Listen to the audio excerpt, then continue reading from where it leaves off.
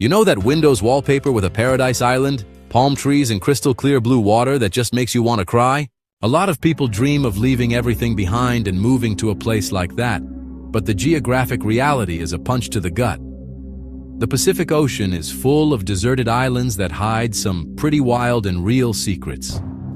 We look at the map and see thousands of tiny green dots surrounded by blue, but most of them don't have a single living soul walking around. Why is it that, in a world so full of people, no one wanted to plant their flag on these tropical paradises?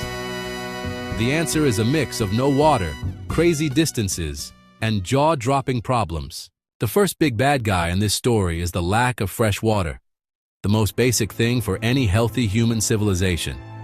Many of these islands are coral atolls, which are just rings of sand on top of underwater volcanoes. Without rivers or lakes, you depend on rain so you don't die of thirst in a few days. Imagine the despair of being surrounded by millions of miles of salt water and not being able to drink a single sip, my friends. It's a cruel irony of nature that turns paradise into a dry, deadly prison in no time. Without constant drinking water, building a city or even a small village becomes an impossible and super expensive technical job. Another reason people stay away is the crazy distance from any continent or other islands that have basic stuff. Some of these islands are thousands of miles away from their closest neighbor, in the middle of the world's biggest ocean.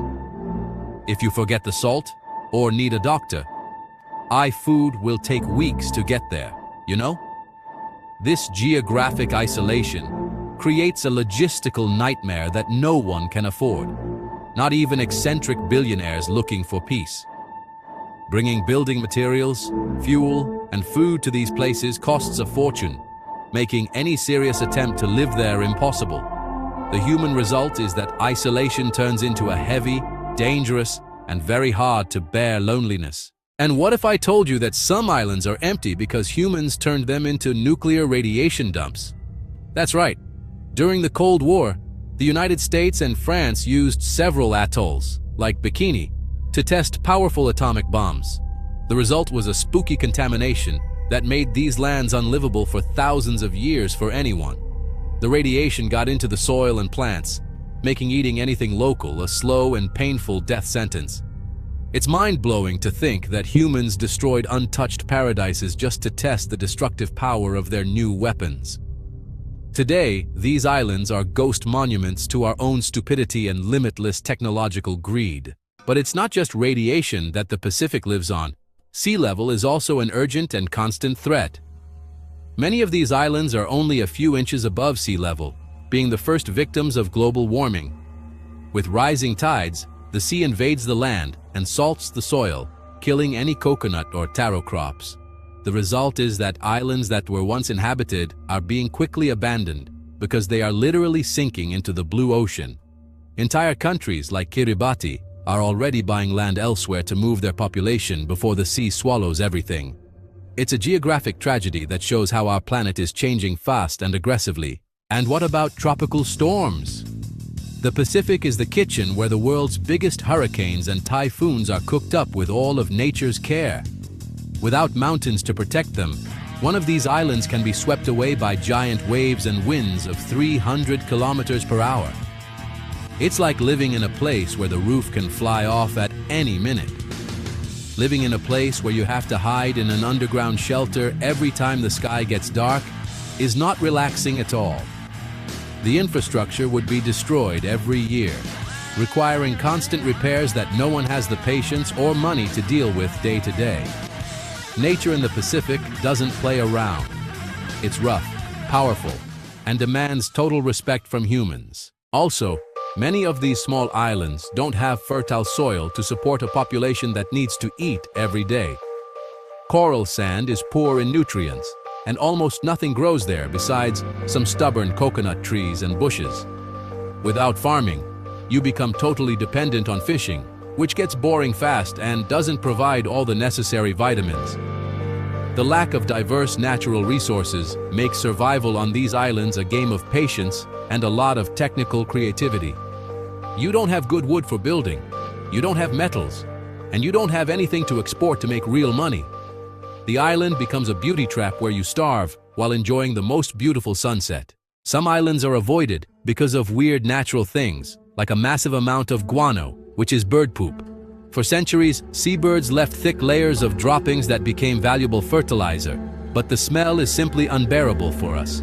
Some islands were mined to the bone and today are just bare, ugly, and totally lifeless rocks. The environmental damage caused by guano mining left these lands so barren that not even plants want to grow there anymore. It's the kind of place you look at and feel a bad vibe of something that was exploited until nothing was left.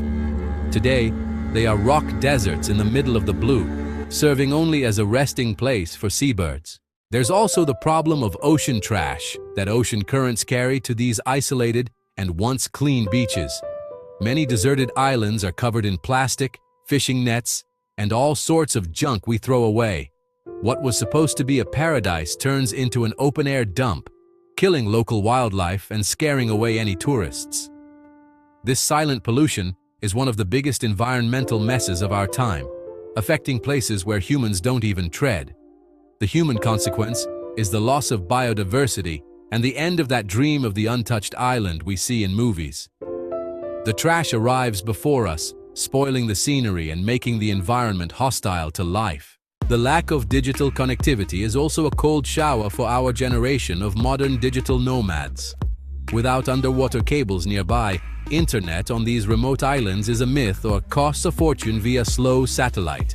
Being offline in the middle of nowhere might sound poetic, but in practice, it becomes a boredom that few people can handle today. Living isolated from the modern world means giving up health, education, and entertainment that we now consider basic and essential. Without hospitals or pharmacies, any silly infection can turn into a serious health problem in the middle of the Pacific Ocean.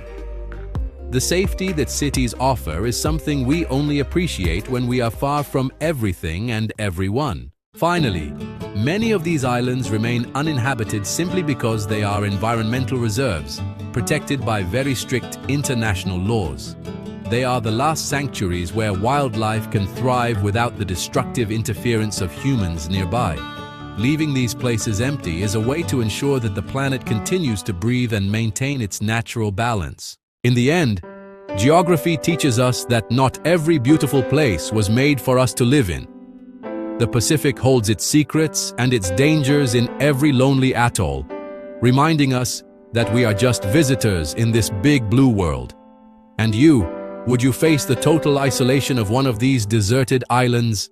Leave your comment, subscribe to the channel, and see you on the next trip.